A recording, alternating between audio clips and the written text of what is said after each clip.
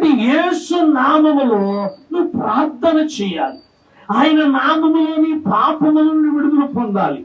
ఆయన నామమును శక్తి కలిగింది, నిన్ను నరకం నుండి తప్పించి మోక్షానికి తీసుకువెళ్ళగలదని ఆయన నామములో ఉన్న శక్తినంట నీవు గుర్తించాలి.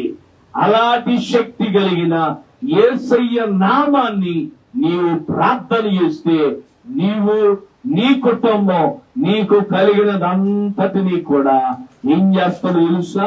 ప్రభువారు రక్షిస్తాడు. వారికి, నీ కుటుంబానికి గొప్ప రక్షణ అనుగ్రహిస్తాడు. మరి అలాంటి రక్షణ నీ కుటుంబానికి కలిగి ఉన్నావా?